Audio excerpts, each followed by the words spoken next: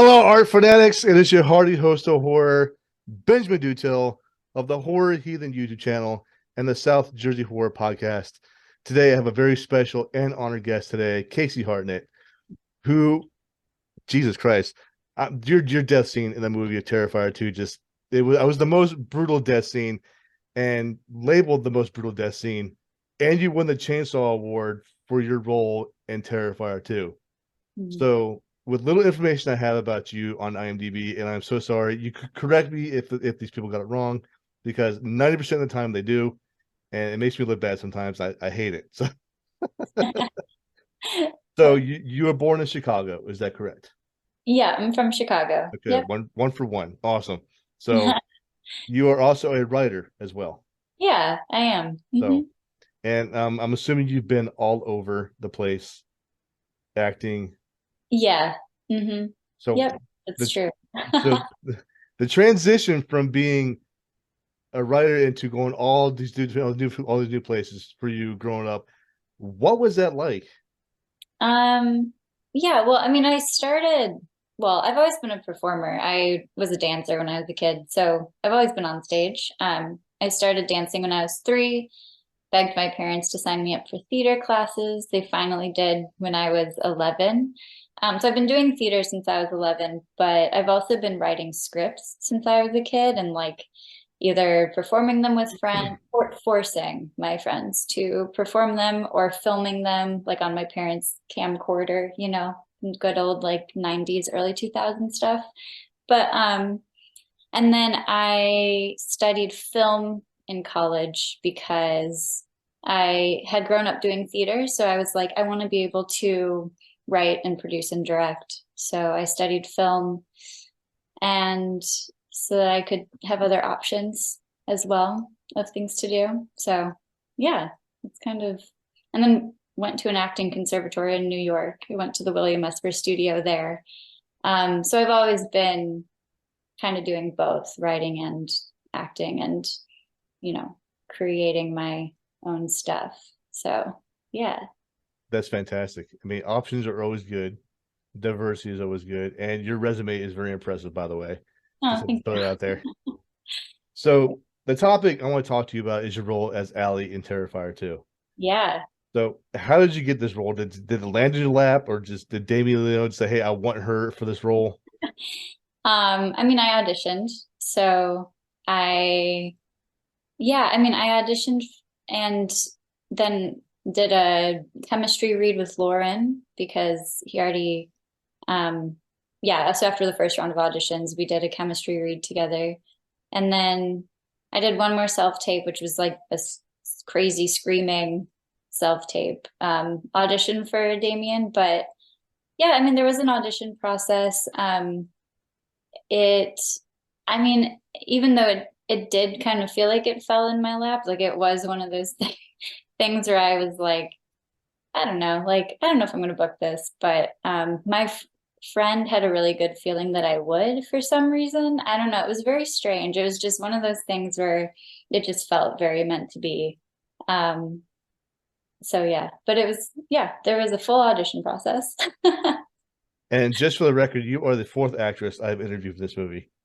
Oh, So really? Nice. first was Emily, then Lauren, and Sarah. Now you. Nice. Love So, that.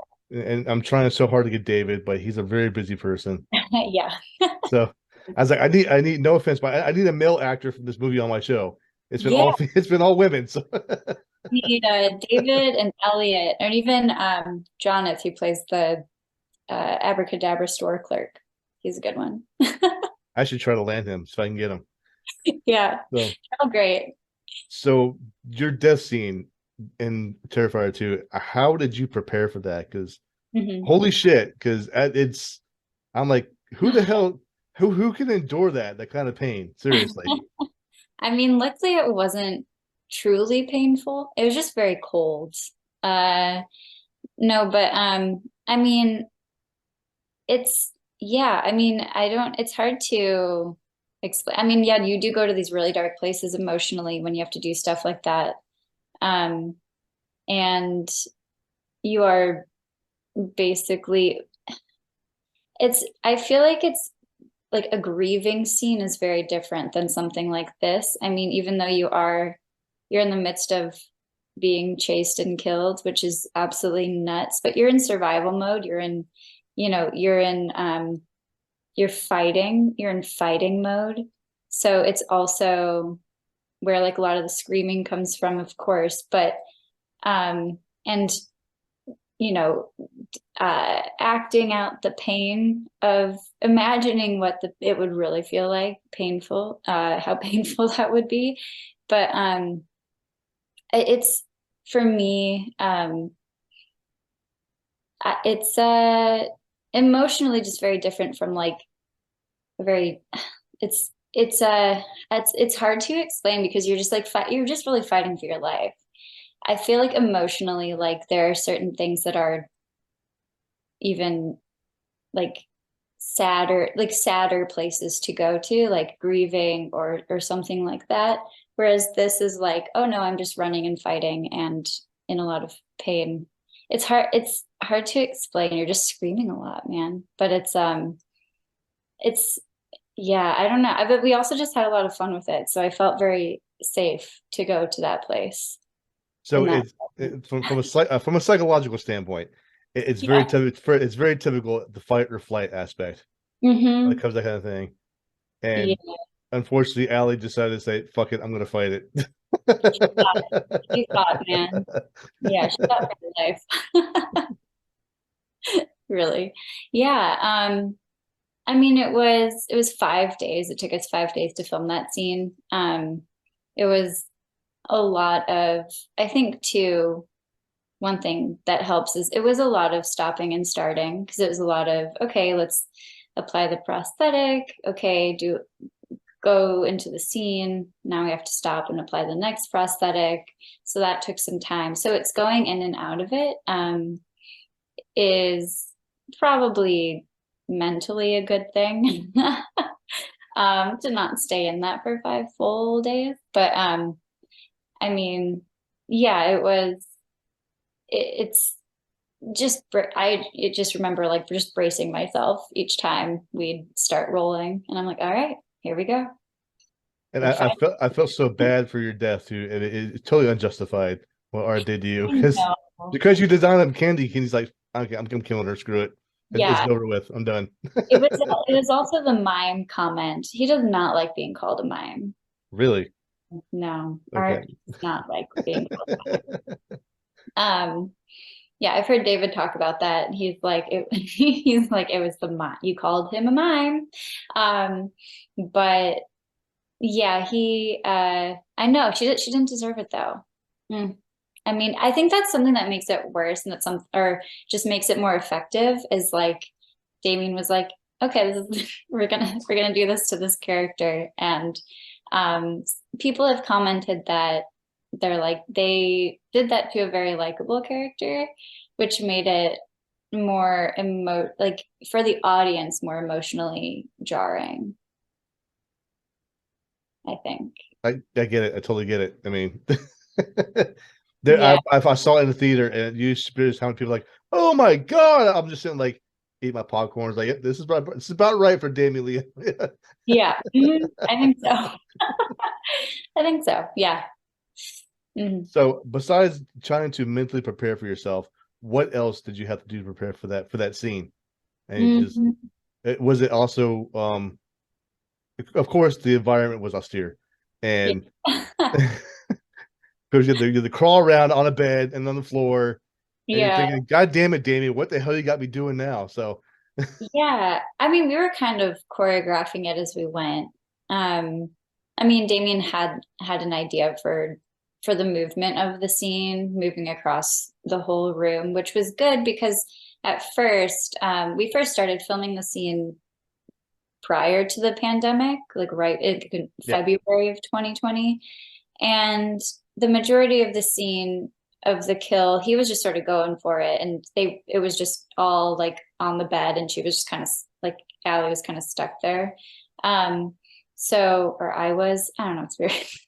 but, it was you, it was all you. so yeah, then he choreographed it, a little bit different so that, she's pulled from the window and then she tries crawling away and then goes like he keeps like throwing her back towards the bed to try to keep her in one place. And then yeah, so all like he added a bit more movement to the scene, which was fun to work with. Yeah. So So yeah, so I would say like we would just do that before each, like we would kind of prep each effect or each prosthetic and each choreography going into that effect, and then do it kind of one at a time. So it was very step by step, just to make sure that we filmed it all in order. That scene. So Yeah. I've asked every person who I've interviewed what it's like working with David, and they've told me nothing but good things. Hmm. And I've met him in person. And he is such a fantastic person. He's absolutely great. Yeah. I've seen him twice at conventions, and I got his autograph. I waited in line for hours to get his autograph. Hmm. So, Yeah. and when I walked up to him, he said, "Pick a picture," and I picked one. And he said, "Pick a color." I was like, "Okay, black." And he was like, and he started writing it down. I was like, "Oh my god, it's so cool!" Yeah. No, he's fun. He's a really was really nice to work with. He was always I mean, I wasn't sure, before I met him, I was like, okay, are we going to only meet him as Art the Clown? I just was not sure what to expect about his process and Damien's process for how he wanted to go about that. So luckily, right after I booked it, David reached out and was like, hey, welcome to the Terrifier fam. And I was like, oh, okay, good. He's not a method actor. Good. We are going to meet David before we meet Art the Clown. That's solid. Um, and I mean, he would always, once he's in the Art the Clown outfit, um, I mean, he's walking around with Q-tips up his nose because he can't blow his nose, so he can't ruin his makeup. And then once he talks in the costume too, you're just like, it's David underneath there. This is fine. But no, he's super kind and super, just very respectful and um like genuinely kind scene partner, where he really doesn't want to hurt anyone, of course. So which I think is very, very important when you're doing physical acting and physical things while you are acting, um is because I mean, I have seen people get lost in a scene, get lost in their anger, and have to be told to go to punch the bed instead of punching the wall. So it's like I'm really glad that um, everyone was sort of not. I just don't think you can do horror as a method actor. I don't know if anyone has, but that sounds really dangerous to me. So everyone was just really, um, I don't know, it was just a really good environment, and everyone worked really well together and trusted one another. It was very trusting, and you just knew he was never going to hurt you. And Absolutely, so absolutely. it was good to be able to trust that you could go to certain places in the scene without feeling like you're in reality we're going to be in danger. So no, it was great. Yeah. Normally I ask other actors, but I always forget. So I'm gonna ask one while I'm thinking about it. Mhm. So typically when actors get a script for a movie, it's Mhm. never that has the actual title of the movie on the script. Hmm. So did yours actually say Terrifier 2, or was there like a different name of the script? Well, mine said Terrifier 2, but I didn't get the full script. Okay. So I didn't know how it ended until I saw it in theaters. So yeah, but it did say Terrifier 2 on it. Um but I only had up until after my scenes. Okay. So they're like the rest were like all blank pages. Yeah. Yeah. He was like, nope, cutting it off. You're not getting the full thing. I was like, all right. But He was, still, I yeah. mean, your character is going to be recognized for being the most brutal killer in the movie. I mean, Yeah. I had to watch it again last night just have it fresh in my head, and Yeah, I'm sitting like, Jesus Christ, what the hell is he doing to her? I And know. like, and this is like the eighth time I've seen the movie, so I'm like, it should be no surprise to me, but damn, I'm like, holy shit. Yep. I know. It's really hard to watch. But I mean, I mean, I think he went really far out with all of the kill scenes in this movie. I mean, Kaylee's, um, Jonathan, the costume shop, Sarah, with, even though hers was a bit quicker, but still, that was brutal. Everything was very brutal, in the film. But yeah, it's, I don't know. It's interesting to have the one. He's like, this is the one that people are going to talk about after the chainsaw or after the hacksaw scene. Yeah. So, after Catherine's kill in the first movie. So, we're gonna, I mean, he's like, we're gonna top it. It's not really about topping it. It's about making this one the one that people talk about from this movie, while hers was the one that people talked about from the first movie. So he wanted people to talk about a kill scene as much as they talked about that one. So Have you it's seen really, have you seen Terrifier, the first one? Have you I watched it? have, yeah. I watched it after I auditioned. Yeah. Yep. Well, what about All Hallows Eve, like the prior like art the clown before David? It was Yeah, so nice. I've only seen clips from that. I actually don't think I've seen the full movie. So I need to watch that. I mean, no offense to the other guy, but I watched it like Jesus. I mean, David is such a better person playing Art the Clown than the other He's guy. he's So so good at physical acting. And nonverbal acting is very hard. So David's very, very good at that. and I believe that Terrifier 2 is more comical than the first one, in my opinion. I So think it is. Yeah, I do think that there were more funny moments in the this one. whereas in the Halloween store wearing the glasses and he's like Yeah, bullshit. And I'm like, that is so Art the Clown. I mean, that that was totally improvised too. That was was it just like, really? yeah. Oh my goodness. That was just, we were like, oh, we can use this. So David just like, it's like screw it, I'm gonna start messing with stuff and just leave it in the movie. That's Pretty awesome. Yeah, it was great. It was great. That was a really fun scene to film. I really liked filming the costume shop. So were there any other favorite scenes in the movie that you liked? I mean, I do like the trick-or-treating scene. I was telling David, I was like, I honestly, while we were filming it, I didn't realize this. I mean, I knew it, but I wasn't really thinking about it until I watched the movie. And I was like, that was an entire scene where I'm the only one who had dialogue.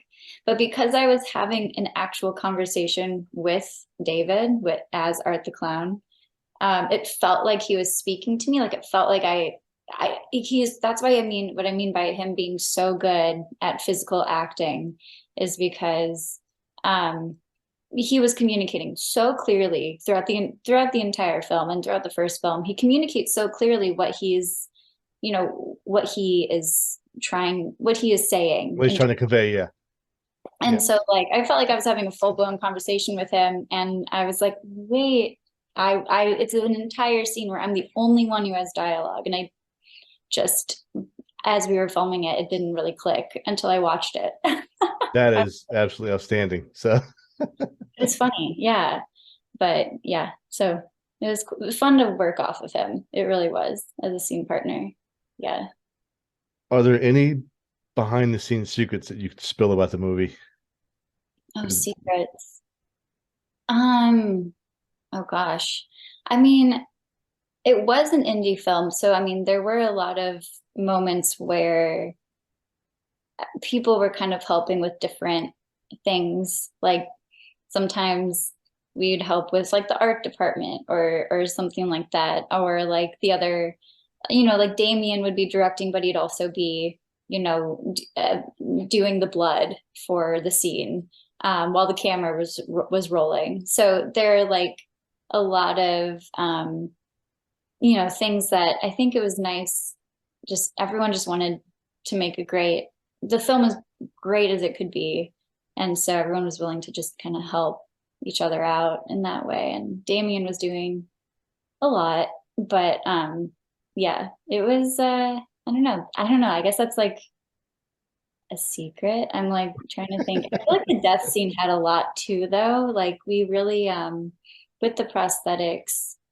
Um I mean, everyone asks me about the arm, like Ellie's arm, and how we did that, because it wasn't like CGI. It was just my arm was behind my back and I had this other arm dangling off of me, crawling on the floor, getting stuck to the floor, because of all the blood, getting stuck to the carpet. It wasn't as painful as it sounds, but yeah. And then I remember when David like went to pour the salt and the bleach. The first time he did it, I was just screaming and I was looking up, and he poured it directly into my mouth, and I just immediately, it was just water. Oh, okay.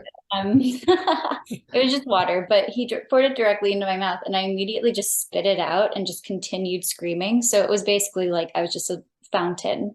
And I really want to find that, and what's it called? I really want to find that take that we did, because I feel like I just was I just spit it right out like a fountain and kept screaming. We didn't use that take though, but So it's more like it was like I like had it and I just screamed. It was like I drank some water and then just spit it out. I wasn't like choking or anything. I just caught it in my mouth and spit it out and kept screaming. It was very graceful. I don't know. So, do you think you have a chance coming back in the third installment of the film as a different character? Oh, as a different character, probably. I don't know. I don't know if he would do that. I don't know. He's obviously very secretive about it all, so I really don't know too much. But our hope is Kaylee and I are like trying to figure out how to get back into the third movie. We're like, could open up on we could have a joint funeral. We could show up there. We could both be zombies. You never know. It could just totally be zombieing out. But yeah, I don't know. I have a feeling that he will play more with that, with like something. I don't know. I mean, he obviously, I really don't know, but these are only my speculations, as I know he included a lot of dream sequences in the first movie. I'm like, I don't know. Who knows what he's going to do? He's very tight-lipped about it, though. Well, maybe you'll come back in a memory scene or something. Yeah, who knows? We'll find out.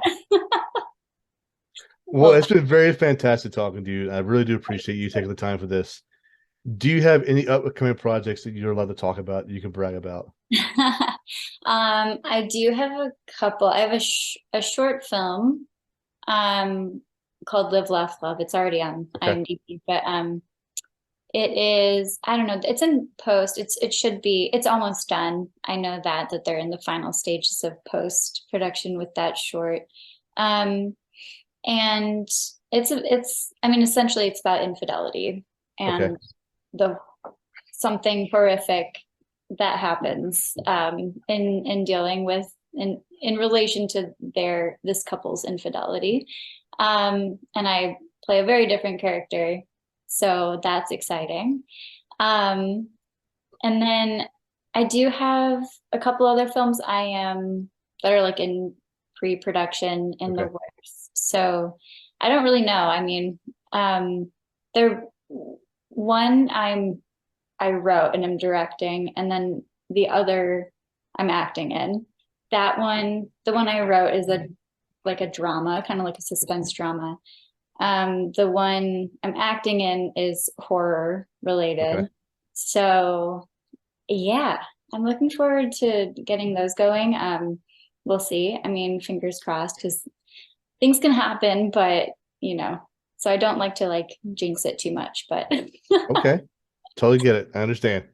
Yeah. Well, I absolutely wish you the best in your career and all your upcoming films and projects. And it's been a delight talking to you about your role as Allie. And I still have the scene in my head. It's stuck there. It's not going anywhere. Maybe not for another week or so. It's still there.